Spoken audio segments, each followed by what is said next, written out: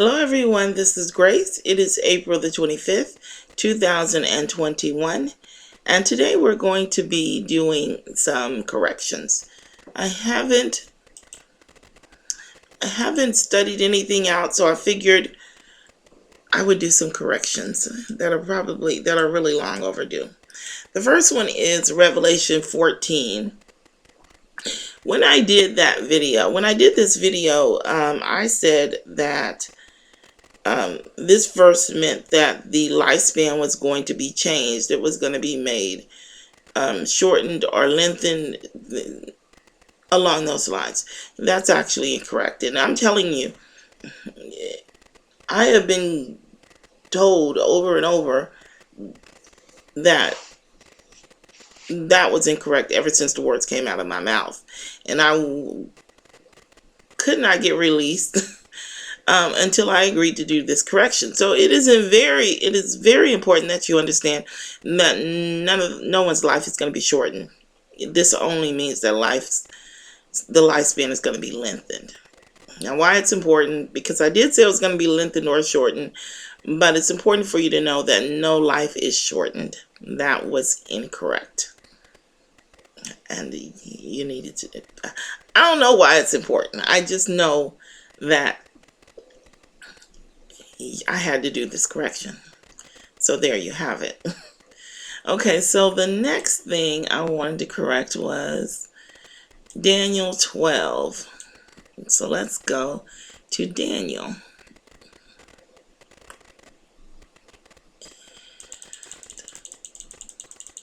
Daniel 12. Okay, so in Daniel 12, we spoke about this blessing here. Blessed is he that waiteth. Now we know that the house of Dan is the one that waiteth and that they're resurrected. We also learned from Revelation 14 that this blessing is that they come back that anyone that dies during that time comes back during the time of restoration. And they go out to the other nations and give the word of God. Okay, so here I said that this blessing was the time that they would die. Everyone who died at this time would be resurrected. But in context, I didn't read it in context. In context, this is really the when they are resurrected at the 1,335 days. That's when the resurrection occurs. Let's look at it in context. And from the time that the daily sacrifice shall be taken away, and the abomination that maketh desolate set up, there should be 1,290 days. Blessed is he that waiteth and cometh to the 1,335 days. But go thou thy way till the end be, for thou shalt rest and stand in thy lot at the end of the days. All of this, well, these two verses really have to be read in context for you to understand. Now, we've spoken before about Daniel. Jesus himself comes and puts Daniel in this lot at the end of the days.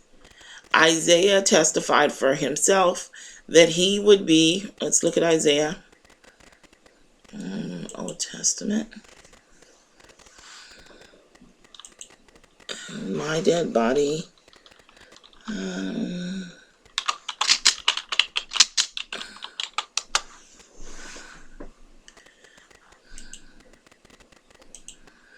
Thy dead men shall live, together with my dead body shall they arise. Awake and sing, ye that dwell in dust, for thy dew is as the dew of the earth, and the earth shall cast out the dead. Isaiah testifies that he's going to be part of that lot. James testifies that he is going to be a kind of a first fruit. That's the way he describes it. I think Jeremiah testifies for himself as well. I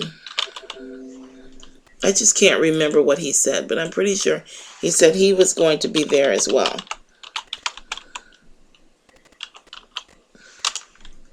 Let's see, a kind of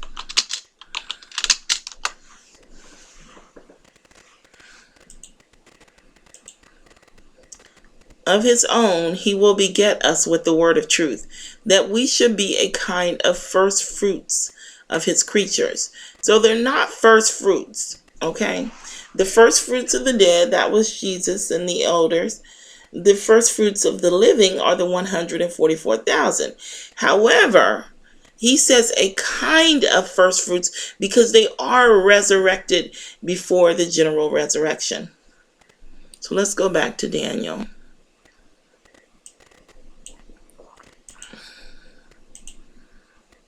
So when Jesus tells Daniel, but go thy way till the end be, for thou shalt rest and stand in thy lot at the end of the days. He's not talking about, let's look up the end, because it talks about that in, you know what, it's in Daniel 8.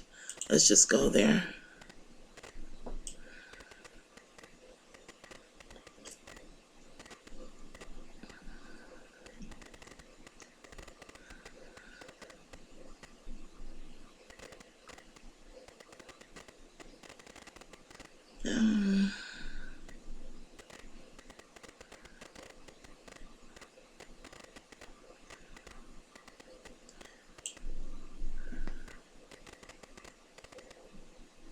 Okay, well, let's go back and then search.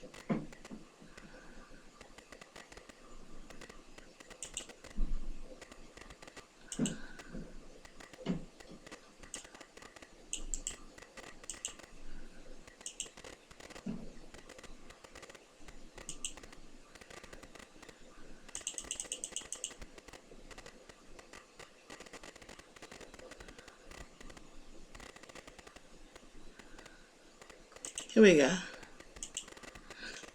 And he said, behold, I will make thee know what shall be in the last end of the indignation. Well, what indignation? The indignation against the church, the wrath of the Lamb. That's what Daniel is about. It's about the wrath of the Lamb and the indignation against the people of God. And then after which comes the resurrection of the dead. And then after the resurrection of the dead, that's when the plagues begin to fall upon the nations. That's when everyone begins to come under God's judgment. But Daniel is about the wrath against the people of God.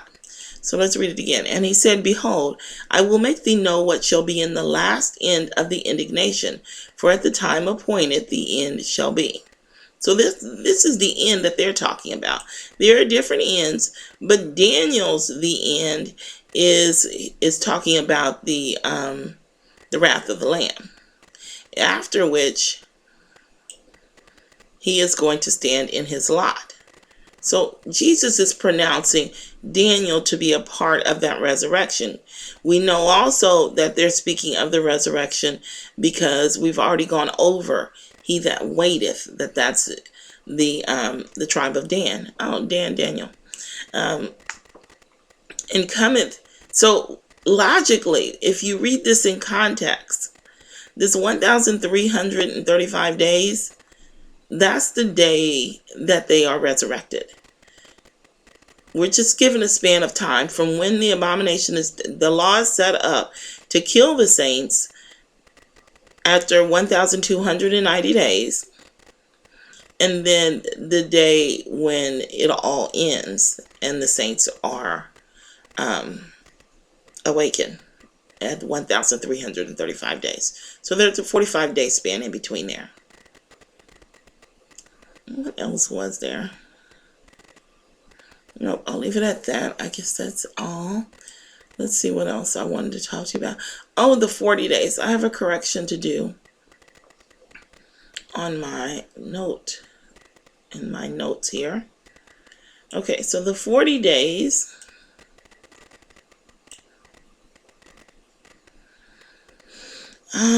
What was that extra day on Passover? Okay, all right, yeah, there is. Well, I had miscalculated the days when I showed you the 40 days. And when I went back to correct it, I realized that there's something about the day ending that is a consistent theme throughout the Bible. It's not the 40th day.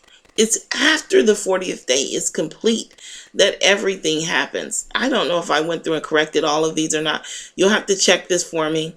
I think I may have stopped here at the ark. I think I corrected all of these though. But so the 40th day, it would end after the 40th day, which is May the 2nd.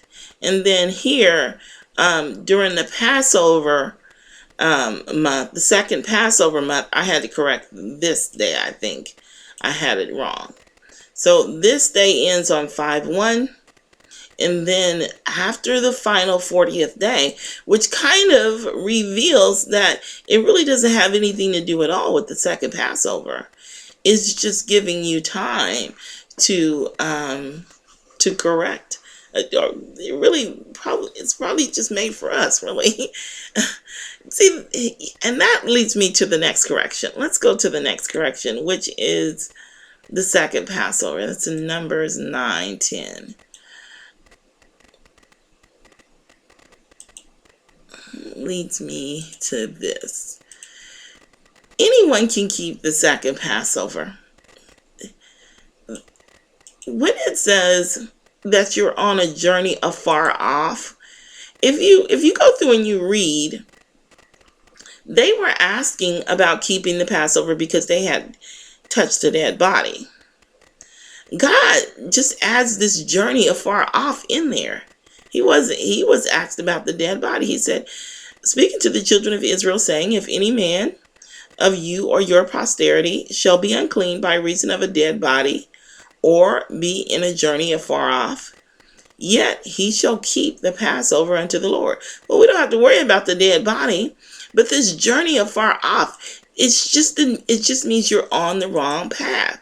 See, what you want to get out of the idea that that God needs a reason to keep you from salvation. All of this is a reason to save you. He's not trying to keep you from salvation. So he added this in so that there's no question, so that he can save you. All right? Really, you just need to stop sinning. Plain and simple. Because the probation doesn't end because of the Passover. It's just that you don't have to go through the plagues and stuff like that. And you could, of course, be one of the first to fall under judgment. So, but anyway, it's a road, figuratively, a course of life or mode of action, often adverbally, along a way but it's just a journey. It means you're on the wrong path. Afar off, you're on the wrong path again. Remote, literally or figuratively, a place or time, specifically precious, often used adverbially with preposition far off, abroad. So, if you're on the wrong path and you did not keep the first Passover, then you are able to keep the second Passover. And on the wrong path is just, we're all on a journey.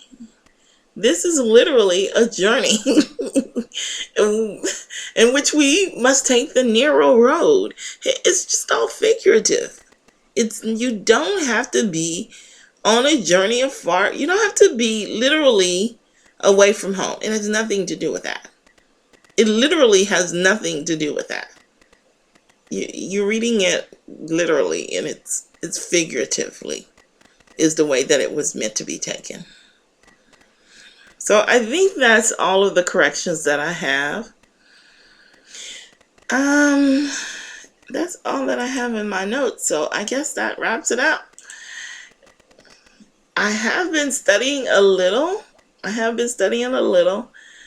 So hopefully we will, God willing, we'll be back into the mix very soon. I haven't been able to do a lot, but we're getting back into the groove of things. But for now, let's just look. Let's look and see what happens on, what is it? May the 2nd. I, I, I can't say that I expect much, to be honest with you,